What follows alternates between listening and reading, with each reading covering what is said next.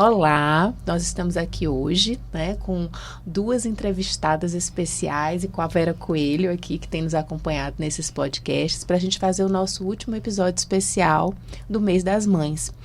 E esse tema de hoje é um tema bem importante, bem especial e que nos foi muito caro, né, pensar sobre ele, que é maternar o mundo, mulheres que cuidam para além da família. A gente sabe, né, que o amor ele é a nossa grande força civilizadora, é o que mantém unidas as almas e o que sustenta o mundo, como bem diz a professora Lucilena Galvão. E para a gente começar, eu queria que as nossas entrevistadas se apresentassem e falassem um pouquinho do trabalho que elas têm realizado para a sociedade, uma como madrinha e a outra como voluntária, né, dentro das casas de acolhimento, nesse serviço social voltado, né, para os seres humanos, para pessoas, para esse cuidado, né, que vai muito além do cuidado biológico, da maternidade, né, biológica, mas assim é um cuidado do mundo, é um cuidado social, é um cuidado que transborda as nossas relações mais mesquinhas e egoístas e vai para um além. Né? Então, vamos começar aqui com a Ana Isabel. Olá, eu sou Ana Isabel, sou madrinha afetiva do programa de apadrinhamento da Casa Reencontro, já desde 2018, final de 2018. De início eu posso dizer que amadrinhar é isso que você falou, é realmente se desnudar para o outro, né? E comigo aconteceu de uma forma muito espontânea, não houve um planejamento, né? E até agora eu sou madrinha, já tive vários afilhados, uns que eu mantenho contato com a família, outros nem tanto.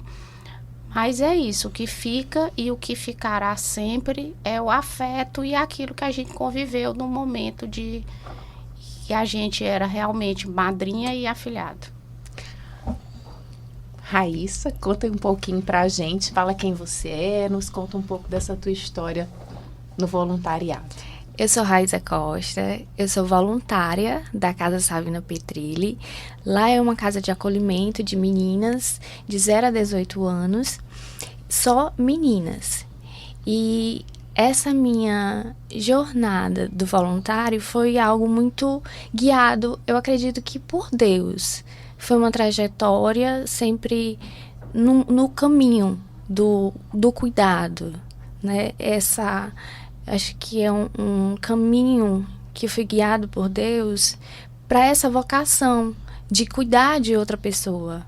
E está sendo algo maravilhoso, algo que eu sempre quis fazer e estou sendo realizada por ter achado esse caminho. A gente vive, né, um período assim, uma correria muito grande, uma pressa muito grande, às vezes até uma indiferença. E é muito bonito, né, ver quando a gente consegue olhar para fora, né? Vera, fala um pouquinho pra gente como é que esse olhar do cuidado, ele impacta a nossa vida, né? Ou pensando um pouco pelo campo da psicologia, você que tem nos acompanhado aí nessa jornada do maternar. Esse servir, né, esse maternar, ele é um ato muito expressivo, né? Quando a gente pensa no sentido que isso pode trazer para a nossa vida, né? Falando na perspectiva dessa pessoa que resolve amadrinhar, né? Que resolve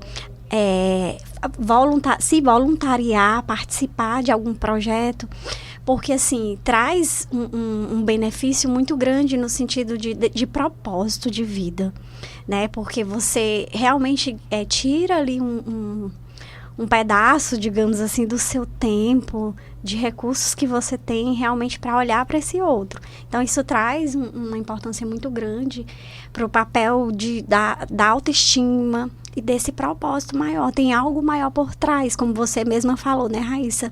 É algo assim mais divino, né? Mais guiado mesmo assim por Deus. Então, é uma ampliação de olhar. Enquanto muita gente não está olhando para isso, você tem essa sensibilidade de olhar. Então, isso traz um benefício muito grande. É um ato de servir muito expressivo, muito precioso.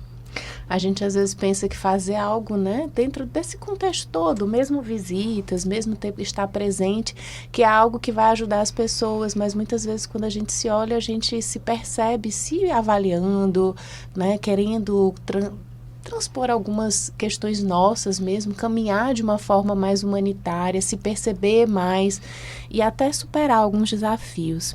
Eu queria saber de vocês como é que começou essa jornada, assim, o que despertou, né, o que inspirou, quais foram os primeiros passos, assim, como é que vocês viram e resolveram partir para isso? Para essa jornada do amadrinhamento, para essa jornada do voluntariado?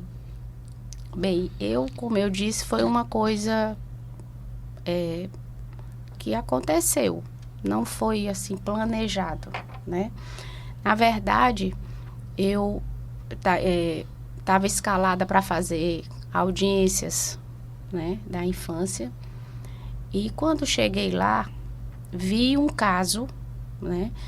Quando eu olhei a foto da criança, eu vi que era uma das crianças que eu tinha conhecido no reencontro, uma semana antes. Porque eu e meu esposo, a gente foi levar um mágico, que a gente sempre fez isso. Dia das Crianças, Natal, levar presente e tal. Então, nesse ano, a gente resolveu levar um mágico. E escolhemos lá. Eu nem me lembro por que foi lá, no reencontro. E quando eu cheguei lá, essa criança me chamou a atenção porque ele cuidava e dava a sopinha da outra irmãzinha dele menor, né? E eu fiquei com o rostinho dele na minha cabeça. Quando eu estava na audiência, um dos casos era o dele.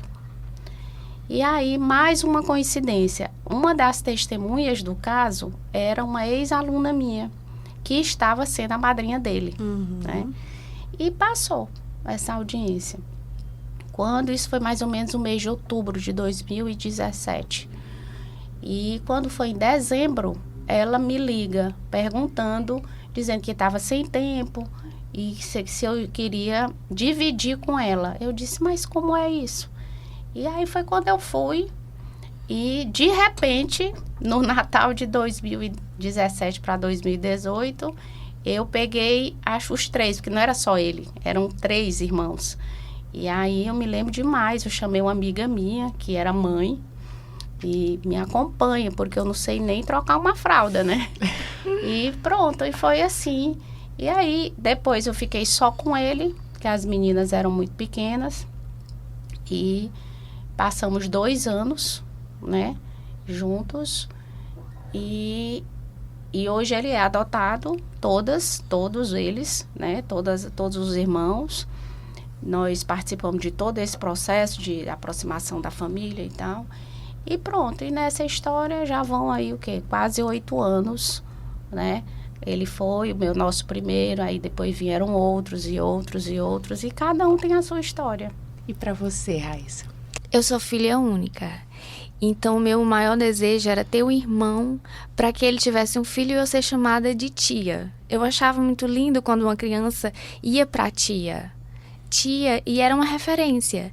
E também tinha a minha família, que era muito acolhedora. Eu olho para minha mãe, quando ela fala comigo, até em alguma orientação ou reclamação, eu vejo amor. Então, eu fui criada com muito amor. Eu precisava passar isso para o mundo. E minhas avós também, elas me foram uma referência. Elas eram irmãs mais velhas, então todos os irmãos iam para ela, precisando de qualquer apoio, iam atrás dela. A minha avó Raimundinha, ela era diretora de uma creche no bairro da Zona Norte, aqui de Teresina, e ela sempre apoiava todas as mães, as crianças, o que precisava. Eu sempre lembro que elas iam na casa da minha avó e a minha avó ajudava. Então, desde de casa, da família, eu tinha essas referências. Então, quando eu já me tornei adulta, eu já sabia o que eu queria. Quando eu já fiquei mais independente, eu fiz o que todo jovem faz. Eu fui atrás de um grupo social. eu entrei num grupo social e lá nós fizemos várias atividades. Era eventuais, de Natal, de Dia das Crianças, entrega de marmitas para moradores de rua, mas faltava ainda algo. E um evento específico do grupo me marcou muito. Foi uma ação do Dia das Crianças em uma comunidade fora aqui de Teresina. Foi um evento que teve vários voluntários, todos fantasiados para interagir com as crianças, e tinha muitas crianças. Mas uma especial, ela me acolheu, ela me escolheu, ela grudou em mim o evento inteiro. Eu olhava para um lado, ela estava, eu olhava para o outro, ela também estava. Na hora da distribuição do lanche deles, ela ficou junto comigo. Então, quando eu fui embora, eu rezei. Eu já fui embora rezando, pedindo para Deus abençoasse aquela menina, porque era uma comunidade muito humilde. As mães eram muito jovens e já eram mães com mais de uma criança. Então, o meio daquela menina já era um pouco difícil. Então, eu ficava assim, Senhor, que o Senhor dê um futuro bom para aquela criança, porque eu queria acompanhar, se eu pudesse acompanhar. Então, veio essa vontade de querer acompanhar, porque no grupo social, eram eventos individuais, Dia das Mães, Natal, Dia das Crianças. Era um momento que eu me disponibilizava, não dava muito amor, mas eu não conseguia acompanhar aquelas pessoas que eu estava ajudando. E por isso que eu digo que é algo muito guiado, porque em um certo dia eu fui fazer um curso de oratória e lá eu encontrei uma menina conversando sobre ações sociais e ela me chamou para ajudá-la a fazer uma ação de Natal. E eu fui procurar, pesquisar quais eram as instituições que nós poderíamos fazer isso. Dentre elas, tinha a Casa Madrinha da Casa Savina Petrilli. Eu entrei em contato com elas, falei com a irmã, ela me passou as informações da casa, mas ela não foi escolhida. Quem foi escolhida foi uma outra instituição de acolhimento.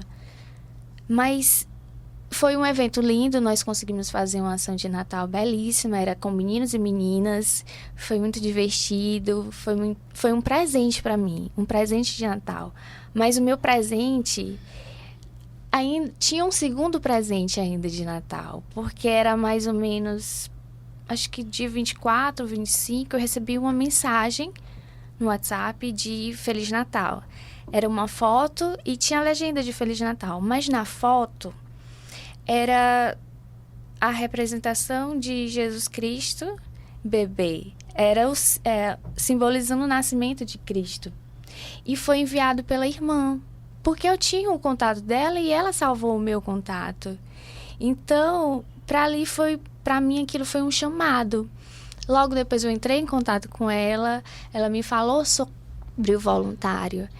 E depois eu já fui lá com um projetinho para saber o que eu ia fazer com as meninas. E estou lá desde então. Ainda continuei com o projeto do grupo social, inclusive fizemos ações lá na casa, mas eu também era voluntária da Casa Savina Petrilli.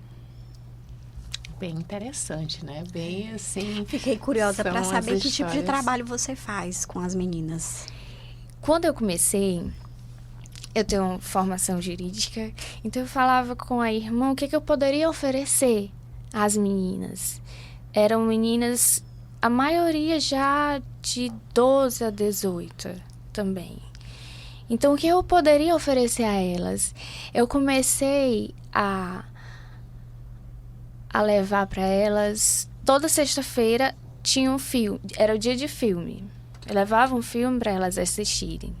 E como eu tinha formação jurídica, eu pensei, elas já eram um pouco mais adolescentes. Algumas não ficam até 18 anos.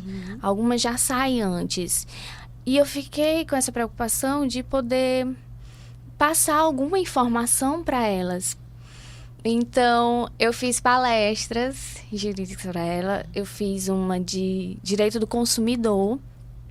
Foi interessante porque eram todas. As irmãs me deixaram muito à vontade com as meninas. Elas praticamente falavam, elas são suas. Então, eu fiquei com elas. Na primeira vez, eu fiquei, meu Deus, será se elas vão ficar prestando atenção? Será se elas vão ter o interesse, né? E todas ficaram escutando, perguntando, porque era um assunto que elas não têm, falando sobre o direito, né, do consumidor, porque eu não queria também falar com elas sobre direito da criança e do adolescente. Elas já têm uma psicóloga lá nas irmãs, então tem essa abordagem com elas. Então eu queria passar algo diferente. E também eu levava dança para elas, eu queria fazer essas atividades fora, era só eu, né? Então eu tinha essas experiências. Eu dancei com elas e elas me receberam muito, muito bem.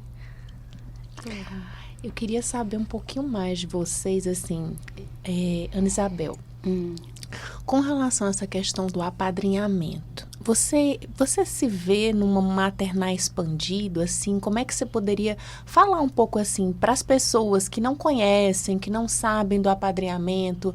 Como é que é esse apadrinhamento? O que seria isso? Como é que isso veio para a tua vida? Mas também como é que faz, né? Que você mesmo disse que nem sabia como era e foi chamada também, sim. assim, com a Raíssa. Na verdade, o apadrinhamento, ele é um programa que existe tanto, digamos, a nível de estado como a nível de município, aqui no Piauí, certo? No meu caso, a minha instituição, que é a Casa Reencontro, ela é ligada ao município de Teresina, tá? Então, a primeira coisa que as pessoas têm que saber é que existem instituições que antes se chamava orfanato, enfim, e hoje a gente chama abrigo ou simplesmente instituições. Então, existem crianças, o primeiro, digamos, estigma que existe é achar que as crianças que estão nesses lugares são crianças perigosas, são crianças difíceis, são crianças que, enfim, fizeram alguma coisa errada. E, na verdade, não é. Na verdade, são crianças que não tiveram oportunidades que outras crianças têm, que não tiveram, ao longo da infância, muitas vezes nem tiveram a condição de desenvolver uma infância saudável, porque as relações dela com os adultos não foram satisfatórias, muitas delas nem tiveram a oportunidade de construir uma relação saudável com o adulto. Geralmente são crianças que vêm de negligências, elas vêm de uma realidade de violência, né? Então, elas são crianças que são retiradas das famílias pelo próprio Estado, porque elas precisam serem cuidadas enquanto crianças. Então, aí elas são institucionalizadas, como a gente diz. E onde é que a madrinha entra? A madrinha entra exatamente dentro desse processo, né, de, digamos assim, de acolhimento dessa criança. São casas de acolhimento. Então, imagine uma criança que sofre violência, que sofre negligência. Então, o Estado pega essa criança, traz para essa casa de acolhimento. Lá ele vai ter tudo. Ele vai ter a escola, ele vai ter o psicólogo, ele vai ter assistente social, ele vai ter alimentação, ele vai ter todos os direitos básicos, né? Ele vai ter saúde, vai ter assistente social, né? Então, eles têm uma vida, digamos, normal, só que dentro de um ambiente institucional. E a madrinha, ela entra exatamente para quê? Para que essas crianças que já são, digamos, vítimas de uma circunstância da vida, né, possam também ter a questão da convivência comunitária. Então, imagine que essas crianças já vivem lá, mas elas precisam sair, elas precisam ter a oportunidade de desenvolver relações saudáveis com outros adultos. E apesar de existir toda uma equipe técnica dentro dessas instituições, a relação dessas equipes técnicas com as crianças são técnicas. É uma relação mais profissional, Exato. né? Tem turno, chega de manhã, vai embora de tarde. Não é como acontece dentro de casa, que as pessoas dormem, acordam, vão para um shopping, vão para um cinema, saem de casa, fazem uma caminhada, né? Mas nessa perspectiva de ter uma referência de lá, né? Sim, também de família, de um cuidador. De como é que uma família, digamos assim, sem violência, sem negligência funciona, como é que os laços acontecem. E a madrinha, ela então pega essa criança, ela leva para passear, enfim, a gente acaba, realmente existe um afeto muito grande. Você começa a fazer parte da sua vida. Sim. Você diz assim, não, hoje é dia de eu ir pegar, né? Então, e ele começa a participar da sua vida, começa a participar da sua família. E passam a existir trocas que ele não tem essa oportunidade dentro da instituição, por melhor que seja a instituição. Sim.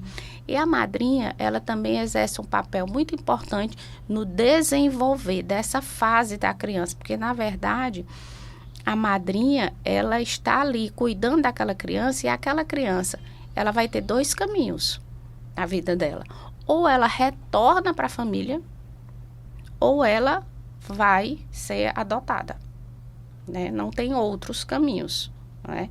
Então, a madrinha é isso. E por isso que eu disse que é um amor, digamos assim, é um afeto que se constrói sem querer nada em troca. Porque aquela criança, ela não vai ser sua. Aquela criança, ela vai ser sua na lembrança. Mas ela não vai ser o seu filho. Ela vai ser, então, quando chega o momento ou dele retornar para a família ou dele ser adotado, é como se fosse o ápice de ser madrinha, por mais paradoxal que possa parecer. Mas o ápice de ser madrinha é isso. É quando você entrega a criança de volta, ou para a adoção, ou para a família, e você percebe que aquele momento com ela transformou ela e também contribuiu para que aquela relação que ele vai continuar construindo, ou com a família adotiva, ou com a biológica, vai ser melhor por conta do trabalho que você fez. Então, a madrinha, ela prepara esse momento. Também, prepara. Por isso é que a madrinha, ela precisa ter uma conexão e entender o que é o programa de apadrinhamento, né? Ela precisa entender o porquê que ela está ali, para que ela está ali. Mas não é uma coisa assim engessada. Cada um faz de um jeito. Mas, então, quem quer ser madrinha ou padrinho, deve procurar uma casa dessas. Aqui em Teresina tem várias, né? Essa que eu faço parte fica na rua Odilon Nunes, ali na Morada do Sol, Casa Reencontro. E lá você tem uma equipe técnica, não precisa você ter uma posição, ter dinheiro. As pessoas às vezes acham assim, mas precisa ter uma posição, digamos, econômica favorável. Não. Existem vários tipos de apadrinhamento. Existe o afetivo, existe o provedor, né? Então, você pode simplesmente ajudar uma criança, por exemplo, pagando, digamos, uma psicoterapia, algo desse tipo, né? Algo que suplemente uma natação, né? Um jogo de futebol, né? Tem muitos casos lá na casa que, por exemplo, arquitetos que se reúnem e transformam o ambiente de lazer deles, né? E a madrinha, ela é essa afetiva, né? Então, é só comparecer a uma instituição dessa, com documentos normais, dizer que quer ser, vai ter um curso. A equipe técnica dá esse curso rapidinho, uma manhã, uma tarde, e depois faz uma visita na residência da pretenso madrinho, do pretenso padrinho, E é só isso. Que conselhos psicológicos, né, da psicóloga agora, daria para quem tem filhos dentro de casa e gostaria de fazer um apadrinhamento, né, queria levar, como que você faz isso? Como é que você sensibilizaria, né, as crianças para receberem também? Tem que ter esse desejo genuíno de querer acolher, né, de querer cuidar. Então, partindo daí, aí sim começa essa preparação. Preparei meus sobrinhos. Olha, Meus sobrinhos, filhos da minha irmã, né? Nesse primeiro Natal que eu passei, eu me lembro, eles estavam viajando e eu liguei para minha irmã contando a história.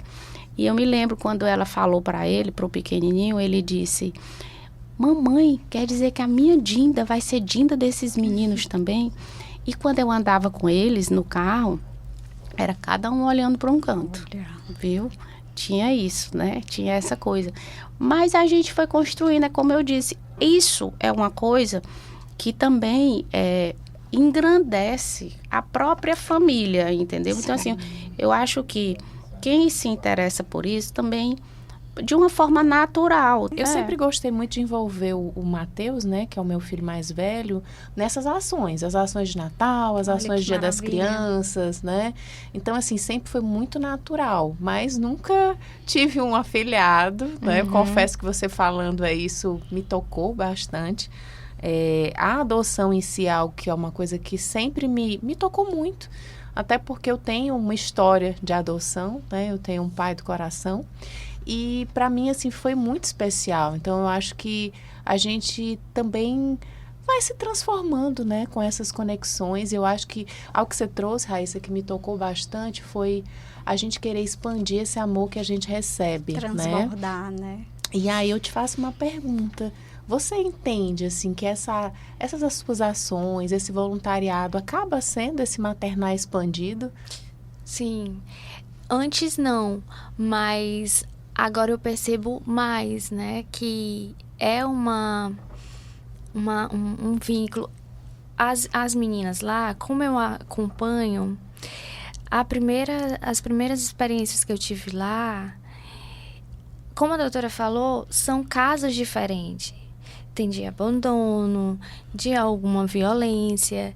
Então, quando a gente chega lá, algumas meninas já ficam ali observando, esperando assim um contato. Outras já são mais expansivas, já chegam abraçando. E eu me lembro que das primeiras vezes que eu fui, uma menina já começou a me chamar de mãe.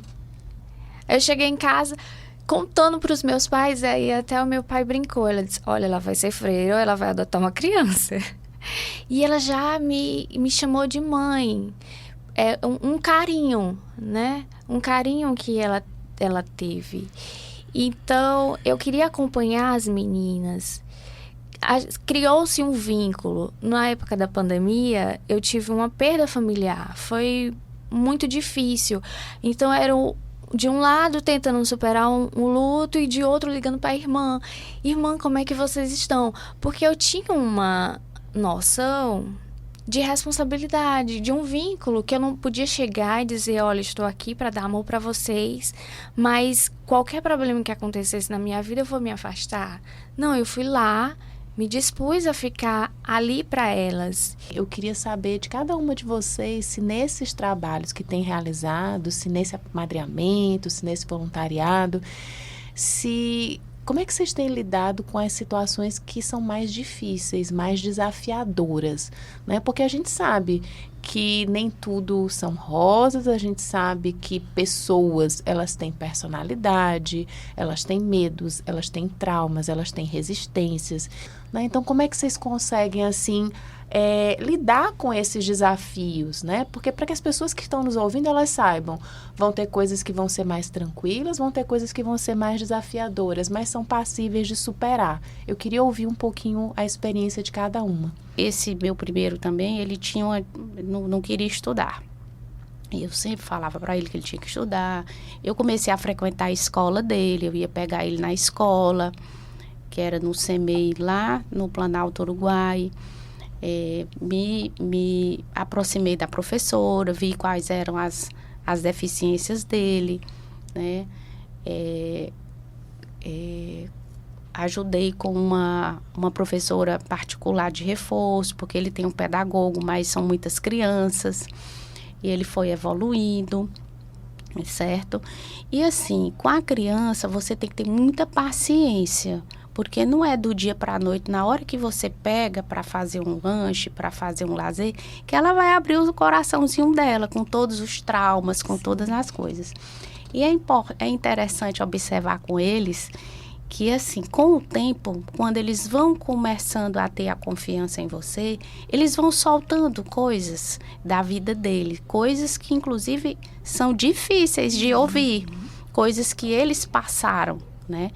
E você vai aprendendo a acolher aquela coisa, mas é interessante que quando, às vezes, você quer entrar um pouco mais, é incrível como eles mesmos colocam um limite deles, aí eles mudam de assunto. E assim a gente vai construindo, eu comecei a perceber isso. E eu sempre tenho com a equipe técnica uma troca muito, muito interessante de informações, né?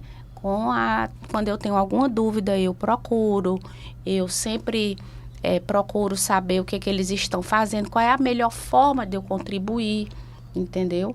Então, assim, tem essa coisa que tem horas que é meio intuitivo, tem horas que é um pouco, digamos, direcionado pelo que a equipe técnica me orienta, né?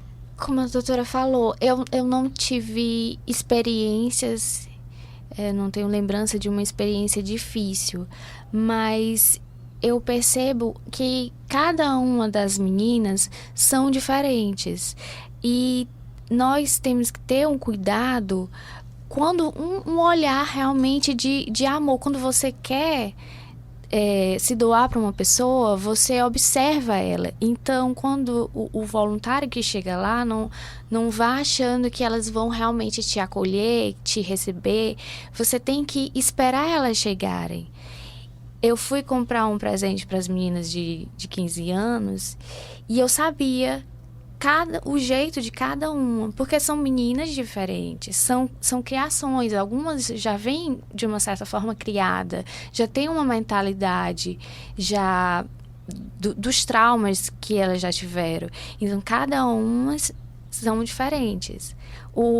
A forma que você vai trabalhar com elas é diferente, é algo desafiador. Eu gostaria de passar essa mensagem que, se você puder, se você é uma pessoa que recebeu muito amor, ou mesmo que você não tenha recebido, mas que se disponibilizasse também a olhar para o outro, a querer demonstrar esse carinho, especialmente para as crianças, porque é genuíno o carinho que elas têm por você.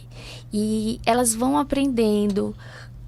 As crianças são muito diferentes. E, como eu disse, elas podem te fortalecer pessoalmente e profissionalmente. É uma experiência enriquecedora. Cada vez que eu vou lá, eu me transformo como pessoa. Também como profissional. Porque eu percebo que, enquanto eu estou procurando melhorar profissionalmente com os estudos, eu posso ajudá-las ainda mais. E eu queria que vocês todos deixassem aqui um convite para o mundo.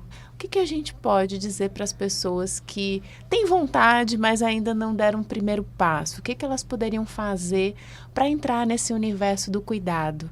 Né? Sejam elas mães, não sejam mães, sejam pais, sejam tios, né? O que a gente podia deixar para o mundo de convite, né, para esse olhar expandido?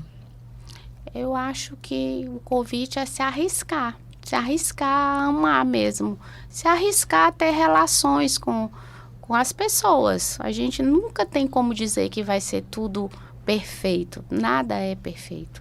É se arriscar, porque na verdade eu acredito que a vida é construída disso, das relações que a gente faz. E buscar um desconhecido para você ter essa relação é muito enriquecedor. Eu convido, na verdade, as pessoas para olhar Talvez tenha algum sobrinho, porque a rotina da gente é sempre tão corrida, sempre tem algum sobrinho que tá precisando, assim, de um colo, de um cuidado maior. Então, se você tá ainda com medo de se arriscar a um estranho, olhe para um sobrinho, olhe para alguma criança que você tem, que você é próxima. E se você quiser ir além e puder ter essa disponibilidade, visite uma casa de acolhimento. Aqui em Teresina realmente tem várias. Eu queria deixar uma frase do Viktor Frankl, né? Viktor Frankl, para mim, assim, Em Busca de Sentido é um dos livros assim que eu já li, reli, leio várias vezes, porque é um livro que mexe muito comigo, né? A gente sabe que dores, né, desafios, intempéries, incertezas a gente sempre vai ter, né? Mas enquanto a gente tiver a capacidade de amar, a gente tem a capacidade de olhar de uma forma diferente. Então, assim, que a gente consiga, né, transbordar nessa nossa capacidade de amar para olhar além de nós.